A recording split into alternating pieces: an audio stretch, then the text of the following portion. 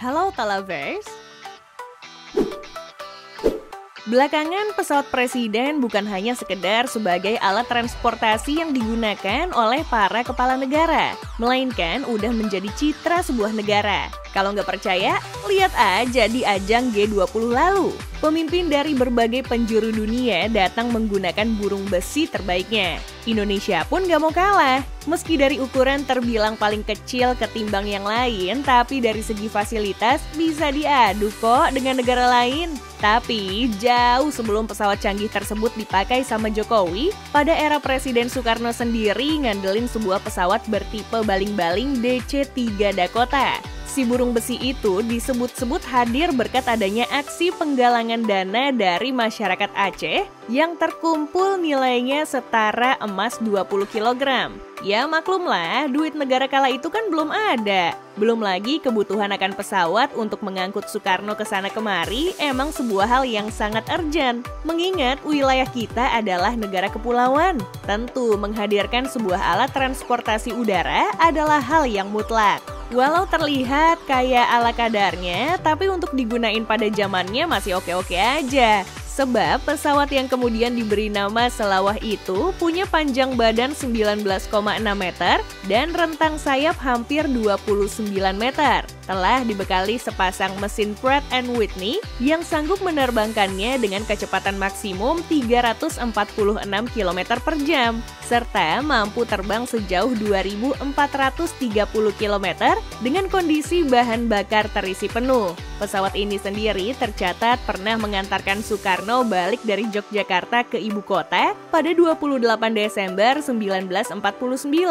Gak berselang lama, pemerintah Uni Soviet lantas memberikan hibah berupa pesawat Ilyushin Il-18 sebagai alat transportasi udara Bung Karno. Meski sempat dipakai oleh Bapak Proklamator, burung besi yang kemudian diberi nama Dolok Martimbang tersebut nggak digunain dalam waktu lama. Soekarno justru memilih pesawat charteran ketika hendak melakukan lawatan ke luar negeri dari maskapai asal negeri Paman Sam, Pan Am. Bukan cuma itu aja, tercatat Presiden pertama Republik ini pun pernah nyewa pesawat Convair 990 milik Garuda Indonesia untuk berkunjung ke beberapa negara, diantaranya Korea Utara, Aljazair, hingga Jepang. Tren charter pesawat untuk digunakan oleh presiden kita terus berlanjut pada awal pemerintahan Soeharto, yang mana Fokker 28 milik Garuda Indonesia menjadi pilihannya. Pesawat yang muat sampai 43 orang ini tercatat pernah mengantarkan The Smiling General dalam kunjungannya ke Brussels, Belgia pada 21 November 1972. Kemudian Soeharto menggantinya dengan mencarter Boeing 707 milik Pelita Air Service. Sebab jet komersial berbadan ramping ini sanggup terbang kurang lebih 12 jam non-stop. Sembari bergantian, Bapak Pembangunan juga turut menggunakan DC-10 milik Garuda Indonesia, di mana pesawat ini sendiri acap kali digunakan oleh Soeharto karena kemampuan terbang jarak jauhnya. Hingga akhir medio 1980-an, pilihan itu tetap sama. Barulah pada awal tahun 1990, DC-10 tadi digantiin dengan yang lebih baru dan masih memilih pabrikan yang sama, yaitu MD-11. Pesawat yang sanggup menampung lebih banyak penumpang ketimbang burung besi sebelumnya ini memiliki karir yang cukup singkat dalam melayani orang nomor 1 di negeri ini. Performa mesin menjadi kendala utamanya, sebab MD-11 dinilai kurang bisa memenuhi kemauan dalam rute penerbangan tanpa transit. Hal yang sama pun dikeluhkan dengan beberapa maskapai yang menggunakan pesawat jenis ini. Makanya dari sisi produksinya pun terbilang singkat. Ditambah lagi krisis keuangan yang menimpa McDonnell Douglas membuat MD-11 lebih cepat mengakhiri kisahnya dalam dunia aviasi. Pemerintah pun langsung gercep menggantinya dengan si tangguh bermesin 4 BAE 146200 yang dioperasikan oleh Pelita Air Service dan terus digunain mulai dari era Habibie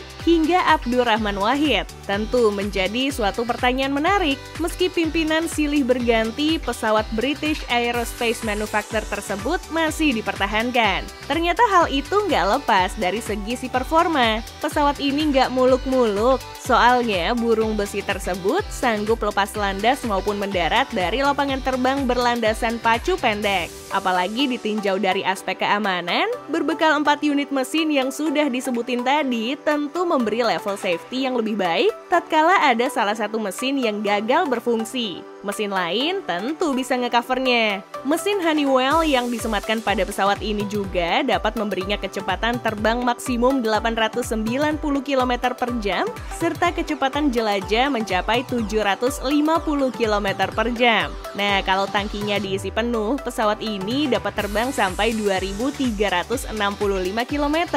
Setelah dipakai selama 3 era kepala negara berbeda, BAE 146-200 pun diganti dengan Boeing 737-400. Tujuannya nggak lain sebagai bentuk peremajaan alat transportasi yang digunakan sama orang nomor 1 di Republik ini. Urusan spesifikasi pun tentu nggak kalah dengan yang sebelumnya. Berbekal 4 mesin, Boeing 747-400 mampu terbang dengan jarak maksimum 13.500 km sampai 15.000 km, serta jauh lebih cepat dibanding pesawat milik Aerospace tadi. Pasalnya, pesawat ini sanggup melesat hingga 909 km per jam. Tapi dari sekian banyak pesawat yang sudah disebutkan tadi, nggak ada yang emang beneran milik pemerintah. Semuanya hanya mencarternya alias cuma nyewa. Hingga pada akhirnya pemerintah mulai berpikir buat ngedatengin pesawat sendiri. Akhirnya pada 10 April 2014 lalu, wacana tersebut berhasil terrealisasi dengan membeli Boeing Business Jet 2 seharga 820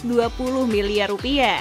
Namun hanya bisa menikmati sekitar 6 bulan saja, SBY harus turun tahta setelah 10 tahun berkuasa dan mewariskan Boeing Business Jet 2 tersebut kepada Jokowi. Dan tercatat sempat digunakan pas acara G20 kemarin di Bali. Meski terbilang paling kecil dari segi bodi ketimbang milik negara lainnya, itu sih bukan masalah. Pasalnya, pesawat ini sendiri memang dirancang khusus menggunakan narrow body atau pesawat berbadan kecil yang biasanya memiliki lorong tunggal di dalamnya yang terhubung dengan kursi penumpang dan berbagai ruang lain yang berisi fasilitas untuk menambah kenyamanan. Untuk sekali terbang, pesawat yang telah menemani Presiden Jokowi selama 2 periode ini mampu menjangkau jarak tempuh sejauh 8.600 km selama 10 hingga 12 jam dalam sekali pengisian bahan bakar. Terlepas dari hal tersebut, pesawat ini sempat menuai kontroversi pada tahun 2021 lalu. Sebab beberapa orang menilai kalau biaya pengecatan ulang pesawat ini memakan anggaran sampai 2,1 miliar rupiah loh. Padahal saat itu negara tengah berjuang bangkit dari keterpurukan ekonomi setelah wabah pandemi COVID-19 menyerang.